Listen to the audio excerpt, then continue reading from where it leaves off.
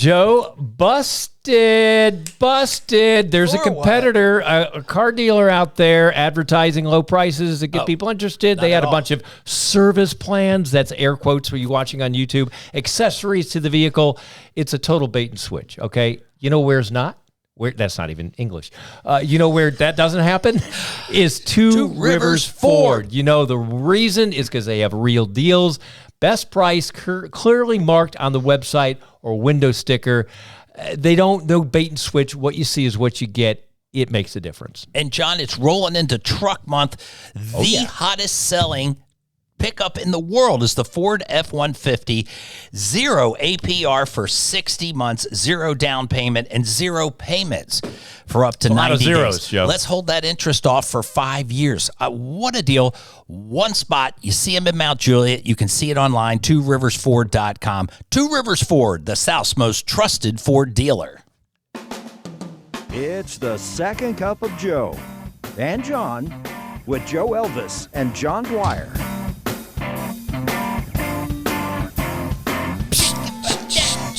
Joe! Hello, John. Looking good. So let's play the progress on the shoulder. You had an operation that went down. The sling was off.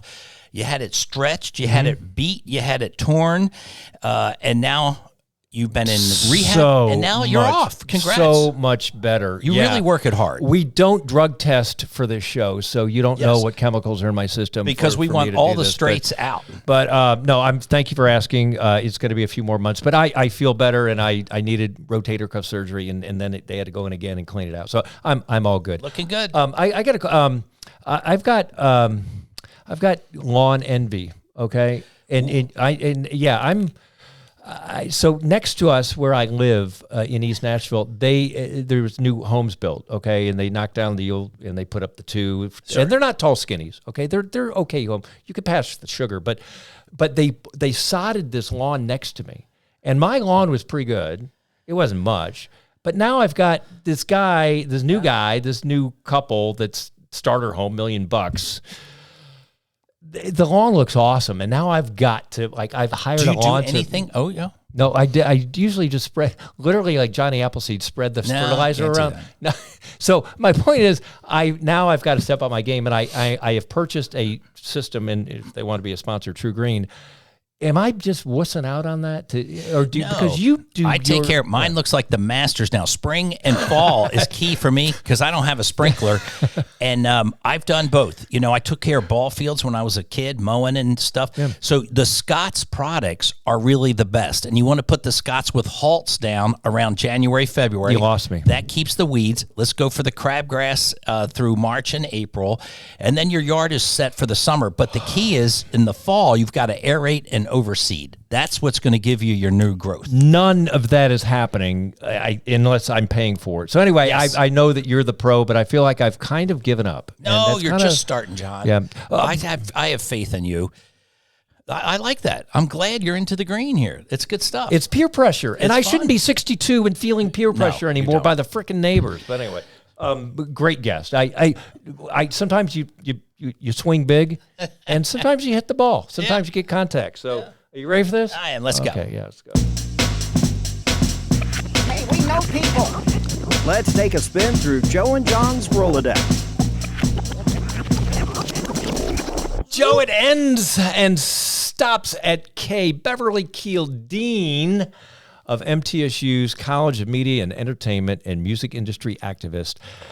On the Second Cup of Joe and John. Bev, we have no right to have you here and steal an hour or 2 hours of your time. So thank you for saying yes to this and being here.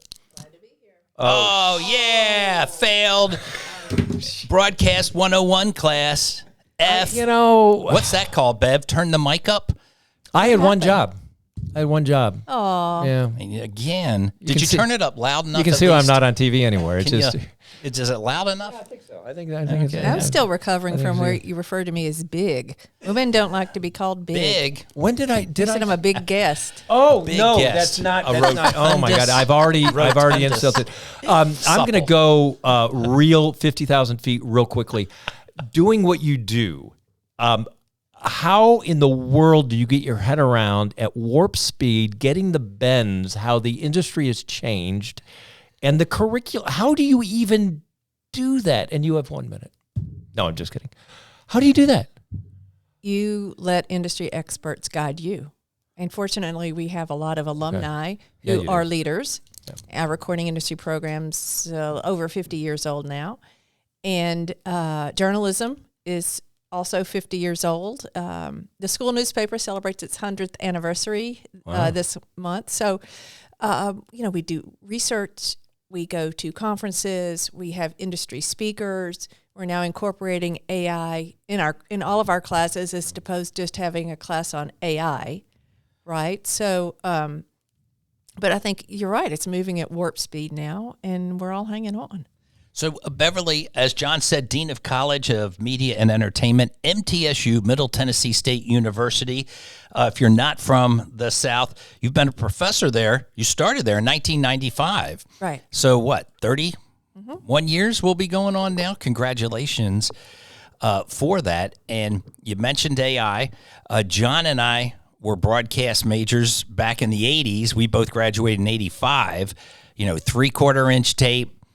Radio stations with campus current, you name it. We had the hard knocks. It seemed carrier current. We would play everything. It doesn't matter for 400 people. Now these kids have their own production studio, their own company. You can do anything in the world in that. What a change for you for accelerating and changing. So I don't know how you do it, as John said. So congrats on rolling with the punches.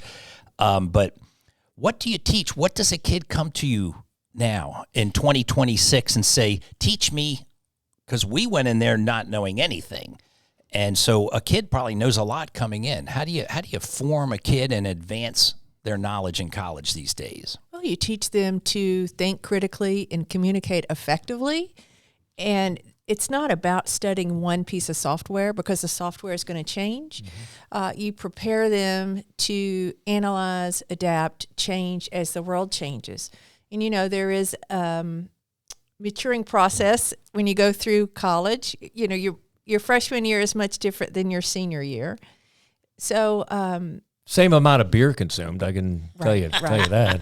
Maybe more. So got to be a pro. It's what they call soft skills. Learning how to look people in the eye, shake their hand, learning how to do a resume and relate to people and collaborate with others through the dreaded group projects where one person always bails. Project-based learning, right? But it's just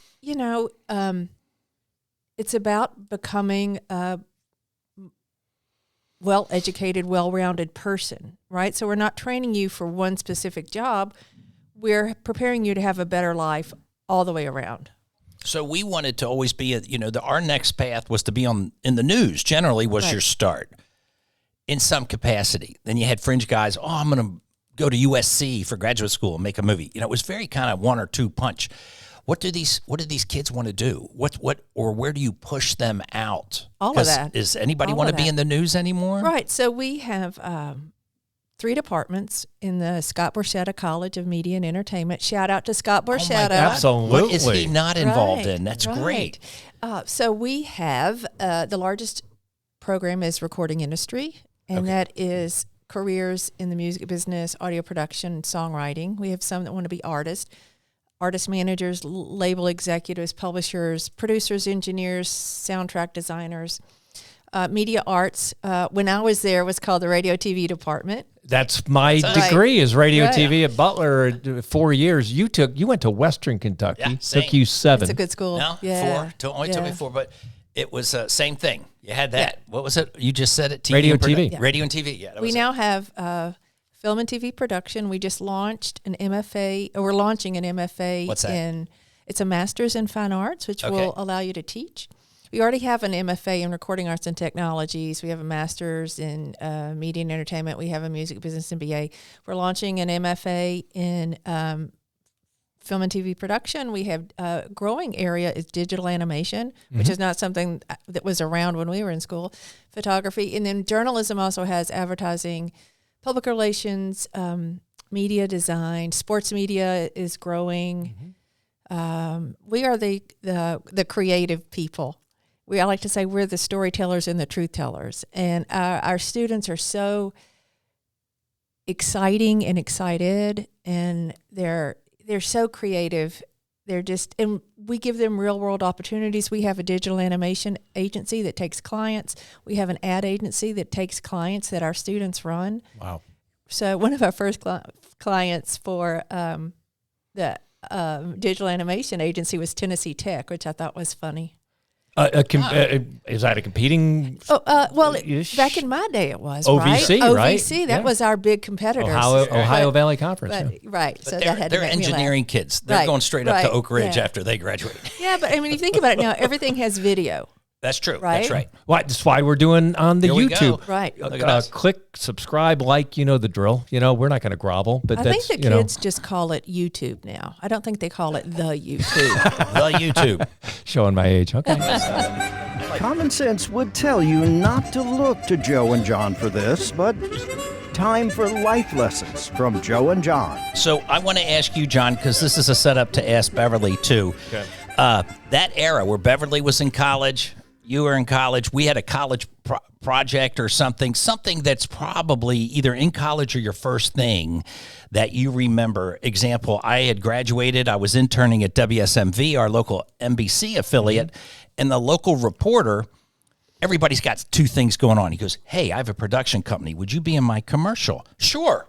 Don't even know what it is. Well, it's for a rehabilitation center. And so the shot opens, I'm dribbling the basketball. He shoots, he scores. And then it shows me shooting, and of course it's just net, no rim whatsoever. And I go, I used to think it was fun to take drugs. Pretty soon drugs was all I took. And then I found Koala. My dad called Koala Rehabilitation Center. And so fast forward, we're all sitting at my family table for dinner. We always had the TV on the news. And here comes me on with that commercial. And it turns into one of those comedy bits where everybody just stops eating and looks at me like this. So what would be your first, either in high school or post high school, where you were on the spot, you're on the camera, you weren't sure if you should be doing it, but you did it anyway? You're not supposed to ask the guests the questions. I think it's funny. Beverly next. I'm giving her time to think. Okay, I find marinate. I find that is the Koala thing on YouTube, not the YouTube. I'm not calling it. I can't find it. No, it's not on the YouTube. It's going to Pluto. I just first flash. I was thinking one of the big projects was, and you would appreciate this. Your project was to lead up to the beginning of a song, which is irritating for DJs because you don't talk over the beginning, right? Don't do that. But you know how you did it. Sure, still do it now. You do it. You still do it now. Yeah. But I had to practice, and I did a James Taylor song, and I got an A in that project. That's all. But I worked all night on my 17-second intro, talking right up to the music. That's good. That's all I got. Bev, what you please have something more exciting than that? So you're in college. You had a great idea. So I was working at WGNS, the Good News Station in Murfreesboro, which is where I met the famous Chip Walters. He's still on the air, chirping. So I would come in and write news for $3.35 an hour for a couple hours, and then I somehow downloaded the afternoon stock report, had to record it on a cart and introduce it, say this is the afternoon stock report, brought to you by Edward Jones. Well, I put the cart in backwards and knocked the station off the air. Nice. Yeah. When the boss was listening. So it looked like an 8-track, and when you said, I said for many years, still do, for the young, I'd say, hey, I have to go in the audio booth and cart my voice. And they'd be like, what are you talking about? So that's an 80s, 70s, 80s thing. What was this? I want to know, what's your backstory? Where are you from? Yeah. I don't, where'd you grow up? And why are you doing this for the last 50 years? Yeah. That's a lot of questions. And, it's a very poorly framed interview. You don't do that. I mean, this will impress you. I went to high school with Joe Dubin. At McGavock High School. At McGavock High School. I could walk to Two Rivers Ford, your sponsor. Yep. Okay. So I grew up in Donelson. When they were on Donelson Pike there, Two Rivers, John Barker's Two Rivers Ford, tworiversford.com. It was actually Lebanon Road even before that. So yes, it was. So I grew up in Donelson, and we thought the music business was really cool, but we didn't know anything about it. I'm older than Joe a little bit, but I went to school with Earl Thomas Conley's son and Kelly Greenwood, who's Lee Greenwood's daughter. Mm-hmm. But we didn't really it's like, oh, that's cool, but we didn't really care about it, And I went to MTSU. Mm-hmm. And my father was a journalist at the Nashville Banner for almost 30 years. And he died about a month before I graduated high school. All right. And Ruth Ann Leach, who is now Ruth Ann Harnish, who was the first woman on the air in Nashville at Channel 5. She became a mentor and has mentored me the whole way. And so she mentored me through college. And then I went and got a master's in journalism at the Columbia University Graduate School of Journalism. That's big time. Came back to the Nashville Banner, where I had worked all through college, and stayed there 5 years, and then started covering the music business from a business perspective. And that's how I got into the music business. And then I worked for as we call it, the ill-fated Polydor Records. Sure. For a couple of years. And then Scorpions were on Polydor. Yeah, but in Nashville, it only lasted just a few years. It lost like $18-20 million, and they shut it down. So Toby Keith was the big artist on the label. Yeah. Did you know? I mean, you're a teenager. Did you know you were going to do this? No, I didn't. You've made quite the career. I mean, Google you, and it's like you've done your who's who. Yeah, I didn't know what I wanted to do, and then my senior year, actually, right around the time Dad died, I thought I wanted to do journalism, and actually, I did my. Concentration was broadcast journalism, but then I started doing print journalism, fell in love with it, and was hooked.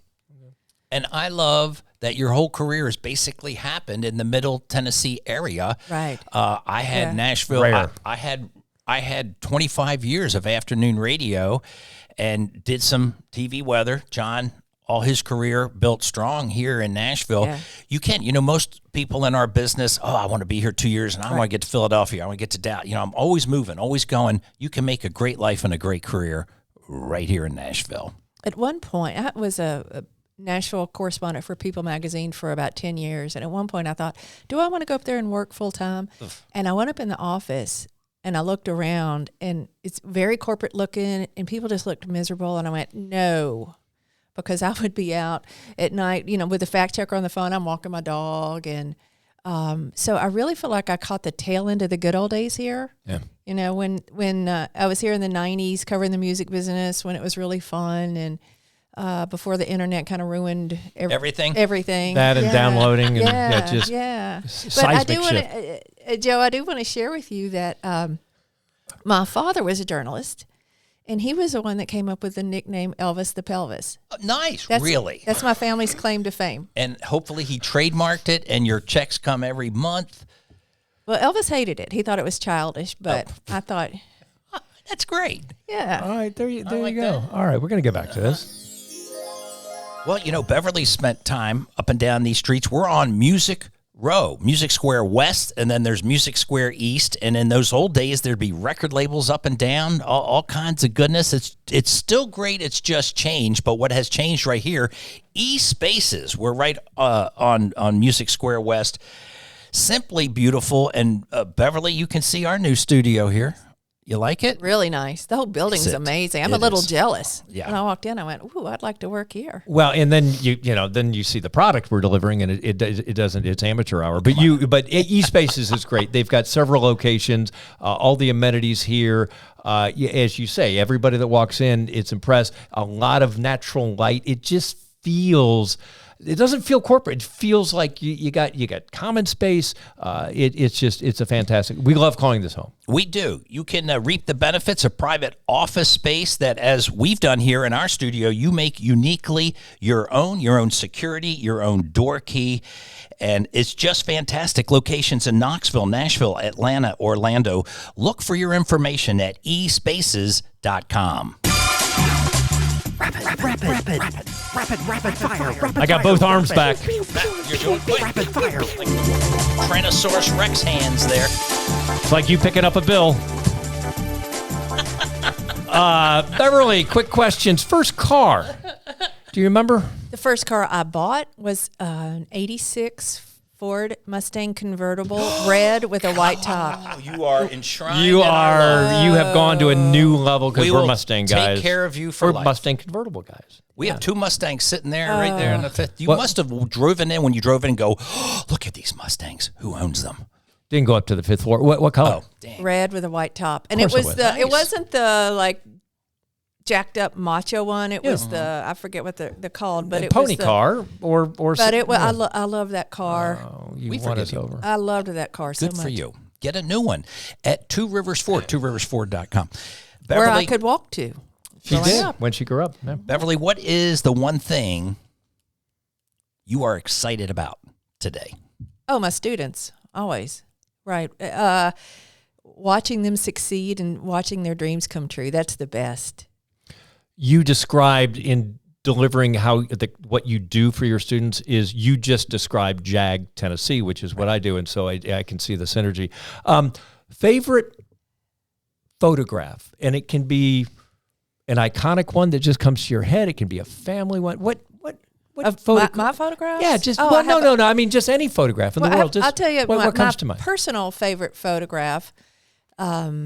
Other than me with my boyfriend, of course, is there was one taken of me with Frances Preston, who was the most powerful woman in the music business. She ran BMI. Ran BMI, and it was at a BMI Nashville dinner, and I had on a short dress, sparkly sequin blue, but it complemented her blue dress, and it's just, and I'm And if anybody asks, I'm like, well, yeah, we were best friends. So yeah, sure you were. So yeah, that's the story. Because everybody really had her on a pedestal. So that's one of my all-time favorite photos. Cool. I like it. Government Cheese, BMI Publishing. There you go. Drummer for the last 40 years. Yeah. And your band's still together and alive. You got a gig coming up, by the way, don't you?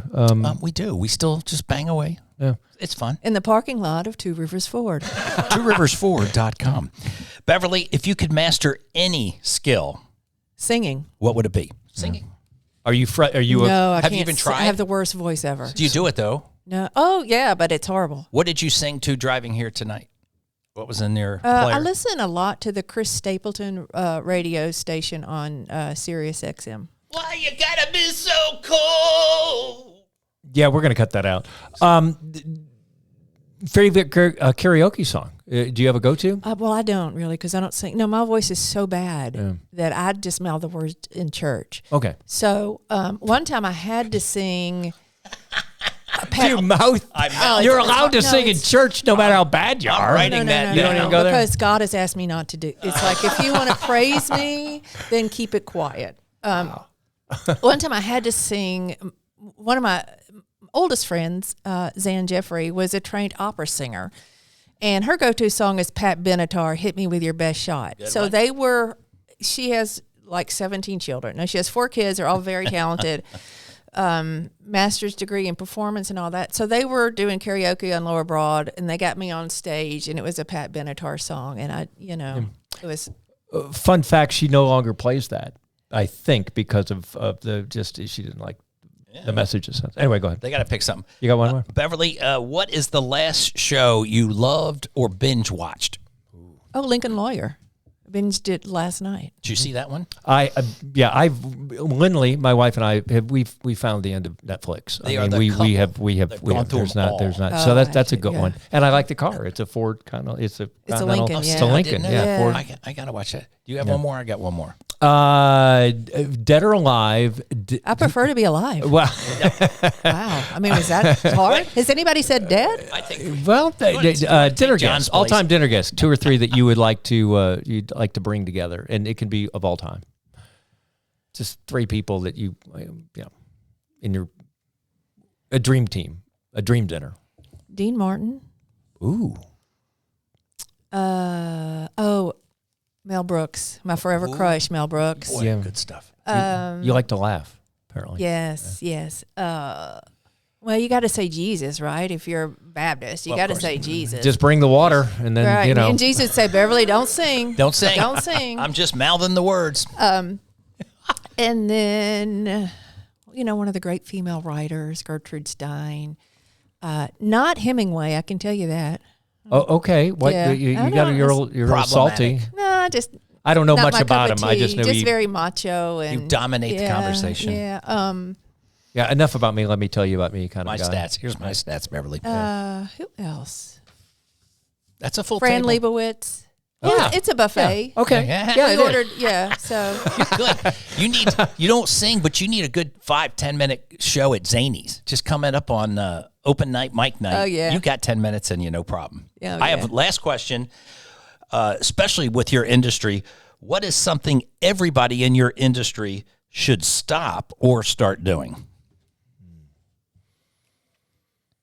oh God, what should you stop or start doing? And I brought it to a halt. Stop reacting to country music emergencies. Nothing's that serious Okay. because Give me an example. Autumn House came up. I think she was the one that came up with the term a country music emergency, where everything is just life or death all the time, and Right. you're Breaking news. you're operating. And if you get a little distance, you see that because when you work on Music Row, that is the center of your world. It's not only your work, but it's your social life, it's your lifestyle, it's your hobby, everything, and and you get if you can get away from it a little bit, it's healthier. If you could get a little perspective. This is good stuff here. Yeah, I like that. How'd she get here? Joe and John have come to the fork in the road. Your child is safe and learning well at MTSU. MTSU.com for your schedule today. Among the bio, which is so impressive, you have where was this here? Oh, Forbes. You're on the national list of 40 women to watch over 40. Which That's a fraud. You're not 40. That's something. But yeah, I mean, you're the who's who, the people that you've helped produce, album launch. It's just crazy. Is there a fork in the road? We all have stories of not getting that job or meeting that person or break. Is there a fork that you just, man, my life would have gone X if that did or didn't happen? I don't know how to answer that, but I will tell you that I had planned on going to Tulane. Okay. And then my dad died a month before I graduated high school. And so that kind of went out the window, and I went to MTSU, and now look. Yeah, you would have been in New Orleans. That may have Right. In percolated fact, a different. You could have worked at the Picayune or whatever the newspaper Right. is. Down In there. fact, Ruth Ann at the time said, well, I don't know anybody in New Orleans. I can't help you there, but I can help you in Nashville. And look, what a great choice that was, because MTSU has been my home. And how many people can say they're the dean of their alma mater's college? Like, how special is that? Bev, I got to work in my hometown of South Bend, Indiana, Yeah. as a really awful sportscaster when I first got out of school. That doesn't happen because there were 5 jobs in the market available, and I'm 21 years old, and I'm not good. But the station was looking, and I was hometown. I got to work in my hometown, which Unbelievable. Which in broadcasting is, I think, a dream of everybody. Joe, you moved here in 1978, and you've been on there. You know what I'm saying? No, I love think, it. And to her point, she got to. She is. Great true success blue story. through and through. It's very cool. It's a great success story. I love that you can, in our profession growing up, you're kind of knocked because you weren't moving. Why aren't you in Los Angeles? Right. Every person I know, from Dan Miller from Channel 4, went to Los Angeles, failed, came back. A lot of radio people left here, went to Atlanta, failed, came back. The grass is not greener, and It's always quality of browner. life. And, there is that. It's not that you shouldn't strive for something, but you can make a great life. And, Beverly, you're a tremendous statement to that. Congrats on your great success. Well, in the early 90s, I was chomping at the bit kind of to go to a bigger market in the newspaper or magazine world. Sure. But then everything exploded here music-wise, and I was doing great stuff. And I thought, I can't replicate this life anywhere else. If I moved to New York, I'm one of 10,000 journalists then. And here we were having, big artists come through, and you get to spend time with them, and everybody's happy when they're in Nashville. Artists from LA and New York, they have their guard down. And, we were going to gold and #1 parties every night. And it was just an exciting time here. And I really like Forrest Gump, right place, right time. Good for you. So, speaking of that, Chase Akers, our producer, went to MTSU. I think you were his professor at one point, and I was, but he's so grown now. he said, look at that success over there. grown. Look at that beautiful shot. He is. Oh, it terrifies me when somebody says to me, "Oh, you were my professor," because that could be nice or it could go really badly. So I just hold my breath. And we always want to lift up Chase Dead Leg Productions. You can find it on the YouTube, and just an amazing talent himself. And we're blessed to have him helping us run our stuff. He was pretty geeked when I told him who was coming. He wore his best black T-shirt. He did. Yeah. He's so Freshly handsome now, washed though. last week. You grew into He you know. Well, what Yes. did he look like? And, you Was know, he a goober back No, then? no, but you're 18, 19, 20. Yeah. And, Awkward. But the funny thing is, to me, everybody graduated 5 years ago. So I meet somebody out, and my boyfriend will say, "When did they graduate?" And I'm like, "I don't know, 5 years ago." Yeah. And they're like, "Beverly, I'm 47." I'm like, "Well, it seems to me 5 years ago." Yeah, I get a lot of. I watched you. Right. The I security grew up guy. watching you. The security guy today, Matt, by the way, says, "I grew up watching you." Thank you, Matt. Nice. Yeah. Security.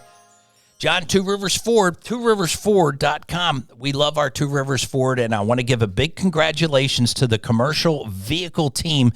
Two Rivers Ford commercial vehicle team has been named #1 commercial contract volume. They've sold the most commercial vehicles in all of North America. Bring it, Nashville. If you go there, you can eat off the floors. It's that clean. They know what they're doing. If you have to do 2 or 50 or 500 trucks, the volume is good, but the quality is fantastic. And that's why you see the big Ford trucks, the transit van, whatever you need for your business. I mean, it's half the lot. They do so well. So if you have a business that needs any kind of commercial vehicle, it is at tworiversford.com. You can look at it.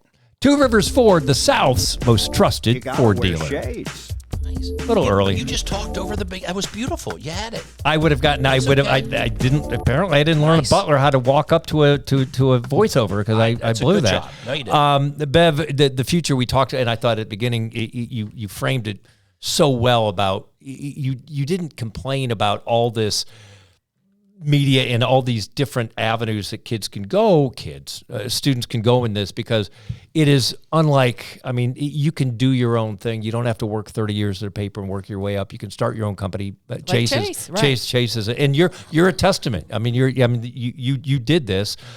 You helped create jobs in the economy. So the future's bright. But I do want to say, this is my one get off my lawn thing. Joe and I, in to a certain extent, you didn't work at the Dothan. What you did the banner. You carved your own way. You were the go-to, the conduit in Nashville, and you decided this is a pretty good gig. I had to work 4 call letters on my resume to get to Nashville. Right, now you can right. get to Nashville now, right out of MTSU at all the stations. It started when I was there. It's even, they want young, cheap, inexperienced. The quality control is down. And I just wish it was not that way. I wish you had to earn your way through the markets. And people don't have to do that. Am I just get over the bitterness? Get off my lawn. Yeah. No, you're right. The whole industry has changed in every way. And also, I would say those markets don't pay what they used to, probably, in terms of morning AM producer. You're making, $24,000. Right. And how do you live on? Yeah. right. So it's just the world's different. Yeah. It would be it's like if you were working in 1994, it would have been different than 1964, right? So in 1964, I probably wouldn't have a job at a newspaper because they didn't hire a lot of women, or I would be You'd be a secretary in a music row. Right. Yeah. So, things change. Now you have to be a multimedia journalist. You have to have a lot of different skill sets. Mm-hmm. The world doesn't have the attention span that it used to have. So stories are shorter. The problem is with the turnover is you don't have as many beat journalists as you used to. So, I hate that we don't have court reporters. There was 2 or 3 reporters that covered nothing but courts every day. It had 1 or 2 at Metro courts, 1 or 2 at federal courts, and you had the 2 newspapers competing. You had all the TV stations competing. Everyone smoked cigarettes. Right. Drinking in the office. So That was what happened. So I'm not one to lament change. Yeah. It helps you. It keeps you a healthy attitude. Right. Yeah. So I need to get over myself, I guess. Yeah. Is what. Well, that's the blessing of Beverly to her students. If you're able to pull from that past and realize what's going on, I just appreciate you immensely. If you are watching this and interested in this aspect of the industry, Beverly, you're a breath of fresh air, because I can go from some of my instructors who were just douchebags. These guys were bitter, old broadcast There guys. goes our rating. The guys were bitter, just going through the motions, and where you can inspire your students just by the way you carry yourself. You talk to people, not at them, and that's the big key of what you do in broadcasting. So congratulations. I got to ask you this, because we always blow it in the end. Let's talk about just real quick. Let's hit on that when you were working for the record labels here in town. Right. You've been a consultant on projects for bands, guys like Don Henley to Barry Gibb to Lionel Richie. Right. There's got to be a story. What question do we didn't ask that is just stupid, off the wall, something that happened one day or night that you can just go, oh my gosh, how do we get through that? One of the most bizarre moments one of like two people at the label that worked really closely with the Lionel Richie project. There was Tuskegee album, and it's one of the biggest albums of the year in all the formats. Was his father in the air? What was the connection with Tuskegee? There's something with him. He went to Tuskegee. Well, there you go. And they lived in Tuskegee. Yeah. And so I worked very closely with him, and he is even more wonderful than you could hope. I always say being around Lionel is like being around the sunshine. And you just want to get back to being in the sun. He's so wonderful. And talk about a great storyteller. We'd be out. We'd go to the Polo Lounge at the Beverly Hills Hotel, and, he'd talk about Frank Sinatra and these kinds of things. And we were there one day, and we had just done the talk. And then CBS show. Then we went to a lunch at the Polo Lounge. And Michael Bolton came by, and he was like, oh, I really want to talk to you, Lionel, about how you did your duets project. It's doing so well. And like, who did that? And Lionel's like, well, Beverly did. And I was just like, I wish somebody could see this moment. Yes. Nobody's going to believe it. Nobody's going to believe it. Yeah. Good. Yeah. Because I saw Michael Bolton, at Starwood Amphitheater when he had the bad hair. Right. The mullet. Yeah. And so he's kind of a Fabio thing. By the way, I don't think Lionel ever asked Michael to do a duet. No, right? Yeah. They didn't do that. And I would encourage folks to look an episode or two back. Kelly Sutton was on our show. Oh, my boyfriend has the biggest crush on her. Well, I tell you, we were just talking about her again. She started so do we. in local TV. Yeah. She's more beautiful now than she ever was. I saw her the other night, and I'm so happy for her success. And talk about. It wasn't easy for her. No. That was my point. I'm so happy for her success. That was my direction of that is she's grown into her own media network where she can do a show, she can do the social, she can put it on the YouTube, she can do everything and edit herself. And she said, I have to be able to offer an artist, like if you come do something with me, I can offer you a dozen outlets for your stuff. And she also writes like you do. So that's just a couple episodes back. She's tremendous. And she's been dealing with Lionel Richie because now she's teamed up with American Idol. I saw her. And so just congratulations. See, we're on Music Row, John, where the stars hang out. Like we're in the epicenter. As I was escorting you up here, I said, you probably know every crack of this, the cement of Music Row. And you said to me, well, I know that where the old cracks used to be, but I don't know the new cracks. I thought that was now every time I come to town, I'm like, well, when did that go up? That's true. When did that go up? I know. It has changed. I'll end with this. You think you know, but you don't know the impact and influence positively you've had on thousands of people that will go back to you doing what you did and the stability of being in this. So I recognize that nobody would say that about themselves. Joe might, but anyway, thank you for what you've done, and you're gonna keep going, right? Yeah, I kind of feel like I need to apologize for not being Kelly Sutton. I mean, I do that to my boyfriend on a regular basis, but I'm excited to be here. It's great. We love and I love to see Chase employed and happy and successful. Are you taking a shot of yourself on these, I hope, so everybody can see how beautiful you are, Chase? Beverly, congratulations. Start singing those words in church, because every time you sing, it's like praying twice. And may God bless you and keep you and make his face shine upon you and all your mentorship and leadership. You still got great years ahead of you. Congratulations. Thank you all. Yeah, thanks for being on Second Cup of Joe and John. It's the Second Cup of Joe and John as their guests expound on any and all topics within the realm of decency. Want to be a sponsor? Let a TV and radio guy help build your business. Email the show, secondcupofjoeandjohn@gmail.com. Now, hold on tight and grab another Second Cup of Joe and John.